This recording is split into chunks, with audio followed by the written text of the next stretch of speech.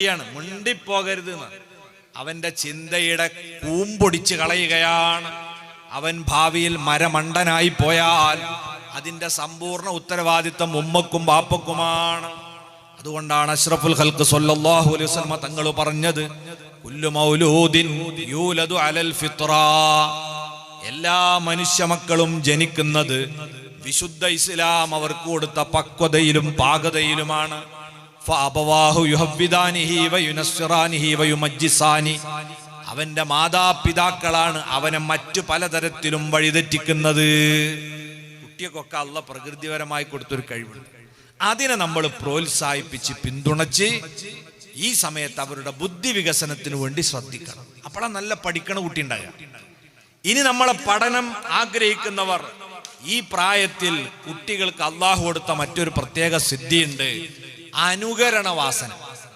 അനുകരണം എന്ന് പറഞ്ഞാൽ ഒരാള് പറയുന്നത് കേട്ട് അങ്ങനെ തന്നെ പറയാം. ഒരാൾ വേഷം കെട്ടിയാൽ അത് കണ്ട് അതേ വേഷം കെട്ടുക. ഒരാൾ പ്രവർത്തിക്കുന്ന കാര്യം അതുപോലെ അനുകരിച്ച് ചെയ്യുക. ഇത് മനുഷ്യന് അള്ളാഹ് നൽകിയ വലിയൊരു കഴിവാണ്. ചില ജീവികൾക്കൊക്കെ കുറേശ്ശെ കൊടുത്തിട്ടുണ്ട്. കുരങ്ങന്മാർക്ക് എന്ത് ചെയ്യും, നമ്മളോലെ ഇങ്ങനെ സർക്കസ് പഠിപ്പിക്കുമ്പോൾ തലേര് ഇതൊക്കെ പാത്രമൊക്കെ വെച്ച് നമ്മൾ നടന്ന കുറച്ചൊക്കെ അവർ ചെയ്യും. ചില ആടുകൾ കുറേശ്ശെ ചെയ്യും. മനുഷ്യന്മാരുടെ അത്ര അനുകരണ വാസന മറ്റൊരു ജീവിക്കില്ല. ആ അനുകരണ വാസന ഉള്ളത് കൊണ്ടാണ് നമുക്ക് പുരോഗതി ഉണ്ടായത്. കാരണം എന്താ, പണ്ടൊരു കമ്പ്യൂട്ടർ ഉണ്ടാക്കിയവരാണ്. ആ കമ്പ്യൂട്ടറിന്റെ വലുപ്പം നമ്മളെ തുണിങ്ങുപ്പായൊക്കെ ഇട്ടിക്കണ വലിയ ആൾമാറിന്റെ വലുപ്പത്തിലുള്ള കമ്പ്യൂട്ടറായിരുന്നു. അതിനെ അനുകരിച്ചാണ് രണ്ടാമത്തെ ആൾ ഉണ്ടാക്കുന്നത്. അപ്പൊ അയാൾ ഒന്നും കൂടെ ചെറുതാക്കി അല്ലേ, പിന്നെ വീണ്ടും ചെറുതാക്കി ഇപ്പൊ ഒരു നഖത്തിന്റെ പൊട്ടിന്റെ വലുപ്പമുള്ള കമ്പ്യൂട്ടറുകളുണ്ട്. അതാ നമ്മളെ മൊബൈലിലൊക്കെ ഇട്ട സാധനങ്ങൾ. അത് ഒരാൾ ചിന്തിച്ചതിനെ അനുകരിച്ച് ബാക്കി ആലോചിച്ചാൽ മതി നമുക്ക്. അത് അള്ളാഹ് തന്ന ഒരു കഴിവാണ്. എന്നാൽ ഈ അനുകരണ വാസന നമ്മുടെ ജീവിതയാത്രയിൽ ഏറ്റവും കൂടുതലുള്ള ഒരു ഘട്ടം ഏതാന്നറിയങ്ങള് ഈ നഴ്സറി പ്രായം. അതുകൊണ്ടാണ് ഒരു 2-2.5 വയസ്സാകുമ്പോഴേക്ക് ഒരു മലയാളിയുടെ കുട്ടി മലയാളം സംസാരിക്കുന്നു, കന്നഡക്കാരന്റെ കുട്ടി കന്നഡ സംസാരിക്കുന്നു, ഇംഗ്ലീഷുകാരന്റെ കുട്ടി ഇംഗ്ലീഷും, ഹിന്ദിക്കാരന്റെ കുട്ടി ഹിന്ദിയും പറയുന്നു. എത്ര ചെറുപ്പ പ്രായത്തിലാ. നമ്മളൊക്കെ ഗൾഫിൽ പോയിട്ട് എത്ര കാലം നിന്നില്ലേ. എന്നിട്ട് ഫുൽഫുൽ മാഫി, മിൽഹ് മാഫി, ഷായ മാഫി, കുറച്ച് മാഫി പഠിച്ചെന്നല്ലാതെ ഉള്ളത് എന്തേലും പഠിച്ചോ? എന്തുകൊണ്ടാ? വലിയതാകുമ്പോ അതിന് പരിമിതി ഉണ്ട്. ചെറുപ്പത്തിൽ നമ്മൾ ബേജാറൊന്നുമില്ല, ഗ്രാമർ ഏറ്റവും പേടിയില്ല, മറ്റോ കേട്ടാ എന്താ വിചാരിക്കാന്നുള്ള ഭയമല്ല, ആട്ട് പറയാൻ. അപ്പൊ വളരെ കുറഞ്ഞ കാലം കൊണ്ട് തന്നെ നമ്മൾ ഭാഷ പഠിക്കുന്നത്, കേൾക്കുന്നത്, അതുപോലെ അനുകരിക്കാനുള്ള ശക്തിയുള്ളത് കൊണ്ടാണ്. അപ്പൊ ഉമ്മയും ബാപ്പയും മനസ്സിലാക്കേണ്ട ഒരു സംഗതി എന്താ അറിയോ, ഈ പ്രായത്തിലുള്ള കുട്ടികൾ എന്ന് പറഞ്ഞാൽ റഡാറുകളാണ്. കണ്ടാൽ ഒപ്പിയെടുക്കും, കേട്ടാൽ ഒപ്പിയെടുക്കും. അപ്പൊ നമ്മൾ എന്തേ കാണാനും കേൾപ്പിക്കാനും പറ്റുള്ളൂ? അനുകരണീയമായ കാര്യങ്ങൾ മാത്രം. ഈ കുട്ടികൾക്ക് ഉപകാരപ്രദമായ ഗുണകരമായതല്ലാത്തൊന്നും കുട്ടിയുടെ കാതിൽ കേൾപ്പിക്കരുത്. ഈ കുട്ടിക്ക് ഗുണകരമായതല്ലാത്തത് കണ്ണിന് കാണിച്ചു കൊടുക്കരുത്. വമ്പിച്ച അപകടം ചെയ്യും. നേരും നെറിയും വ്യവഛേദിച്ചു മനസ്സിലാക്കാനുള്ള വിവേകം ഈ സമയത്തില്ല.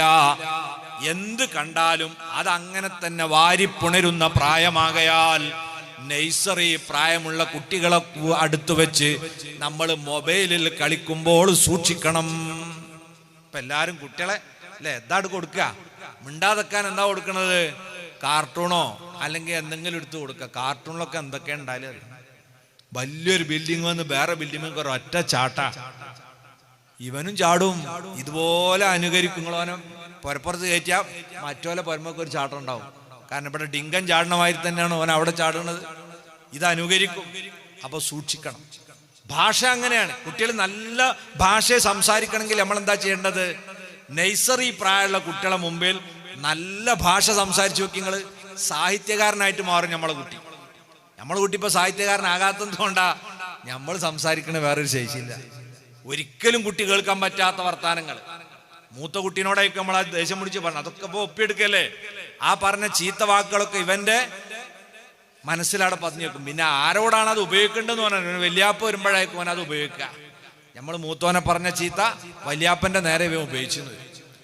അപ്പം വാക്കുകളും പ്രവൃത്തികളും, നമ്മുടെ വേഷഭൂഷാദികൾ, അത് നമ്മളെ കുട്ടികൾ അനുകരിക്കും. അപ്പൊ TV തുറന്നിട്ട് കൊടുത്താലും കയ്യിൽ മൊബൈൽ വെച്ചു കൊടുത്താലും അതിലൂടെ കാണിക്കുന്ന ഡാൻസ്, ചാട്ടം, ഒപ്പന ഇതൊക്കെ നമ്മളെ കുട്ടികൾ അനുകരിക്കും.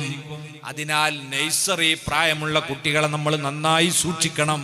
ഓൻ ചെറിയ കുട്ടിയല്ലേ, ഇതൊന്നും ശ്രദ്ധിക്കുന്നുണ്ടാവൂല എന്ന് കരുതി നമ്മൾ കാണുന്നത് നമ്മളെ മക്കളെ കാളിപ്പിച്ചാൽ അത് വമ്പിച്ച അപകടമുണ്ടാക്കും. അവിടെയാണ് നബിതങ്ങൾ പറഞ്ഞത് ഉമ്മയും ബാപ്പയുമാണ് മക്കളെ കേടുവരുത്തുന്നത്. അള്ളാഹു പടച്ചത് ശുദ്ധമായ മനസ്സോടെയാണ്. ആ മനസ്സിനെ മലിനപ്പെടുത്തുന്നത് നമ്മൾ കാണിച്ചു കൊടുക്കുന്ന അനാവശ്യങ്ങളും കേൾപ്പിച്ചു കൊടുക്കുന്ന തോന്നിവാസങ്ങളുമാണ്. അത് സൂക്ഷിക്കണം. പിന്നെ ചെറിയ അദബുകൾ, മര്യാദകൾ, അത് നമ്മൾ അവിടുന്ന് തന്നെ പഠിപ്പിച്ചു. ഇതാ കുട്ടികളുടെ ജീവിതത്തെ ഏറ്റവും സ്വാധീനം. നമ്മൾ ഔദ്യോഗികമായിട്ട് മദ്രസയിൽ ചേർത്തിട്ട് പഠിപ്പിക്കുന്ന കാര്യങ്ങളൊന്നുമല്ല, അതിന് മുമ്പ് തന്നെ നമ്മൾ പഠിപ്പിക്കുന്ന കാര്യങ്ങൾ. ചെറിയ കുട്ടിയായ സമയത്ത് തൊട്ടിലിട്ട് ആറ്റുന്ന സമയത്ത് ഉമ്മ എന്ത് ചെയ്യണം? കുട്ടീനെ തൊട്ടിലേക്ക് കടത്തുമ്പം ബിസ്മില്ലാഹ് ഇത് പറഞ്ഞിട്ട് വേണം ഉമ്മ കുട്ടീനെ തൊട്ടിലിടാൻ. കുട്ടിയെ താരാട്ട് പാടുമ്പം ലാ ഇലാഹ ഇല്ലല്ലാഹു ലാ ഇലാഹ ഇല്ലല്ലാഹ് ലാ ഇലാഹ ഇല്ലല്ലാഹു മുഹമ്മദുർ റസൂലുള്ളാഹ്. അലി ഇബ്നു അബി ത്വാലിബ് റളിയല്ലാഹു അൻഹു പറഞ്ഞിട്ടുണ്ട്, നിങ്ങളെ മക്കള് സംസാരിക്കാൻ തുടങ്ങിയാൽ അവർക്ക് ലാ ഇലാഹ ഇല്ലല്ലാഹ് എന്ന് നിങ്ങൾ ചൊല്ലി പഠിപ്പിക്കണേ. അത് തൊട്ടിലേലാട്ടുമ്പം 1 വയസ്സായ സംസാരിക്കാൻ തുടങ്ങും കുട്ടികള്. ആ സമയത്ത് തൊട്ടിലേലാട്ടി ലാ ഇലാഹ ഇല്ലല്ലാഹ് എന്ന് പറഞ്ഞാൽ കുട്ടികളെ ഉറങ്ങണേന്റെ പേര് തന്നെ എന്താ പറയാ? എനിക്ക് ലാ ഇലാഹ ഇല്ലല്ലാഹ് ഉറങ്ങണം എന്ന് പറയാ. എന്നെ ലാ ഇലാഹ ഇല്ലല്ലാഹ് ആട്ടിത്തരീന്ന് പറയും. പണ്ടൊക്കെ അങ്ങനെയാണല്ലോ. ഇന്നിപ്പോൾ നമ്മൾ അതിന് മൊബൈലിൽ ഒരു പാട്ടിട്ടിട്ട് ഉറങ്ങിവിടുന്ന് പറഞ്ഞ് ഇതിട്ട് കൊടുക്കുകയാണ്. ആ ഓൻ്റെ നെഞ്ഞത്ത് തന്നെ വെച്ചും കൊടുക്കും. എന്നിട്ട് തൊട്ടിയിലിട്ടാട്ടെ ഏതോ പാട്ടായിരിക്കും. അപ്പൊ കുട്ടികൾക്ക് അവിടെ നമ്മൾ അദബ് പഠിപ്പിക്കുകയാണ്. ലാ ഇലാഹ ഇല്ലല്ലാഹ് പഠിപ്പിച്ചു, ബിസ്മില്ല ചൊല്ലണ കുട്ടി കേട്ടു. ഇനി തൊട്ടിലേന്ന് ഉണർന്നു കഴിഞ്ഞാൽ ആ കുട്ടീനെ എടുക്കുമ്പോ ഉമ്മ എന്ത് ചെയ്യണം? അൽഹംദുലില്ലാഹ്. ഉറങ്ങി എഴുന്നേൽക്കുമ്പോൾ ചൊല്ലേണ്ട ദിക്റാണ് അൽഹംദുലില്ലാഹ്. ഇപ്പൊ അത്ര പഠിച്ചാൽ മതി. അല്ലദീ അഹ്യ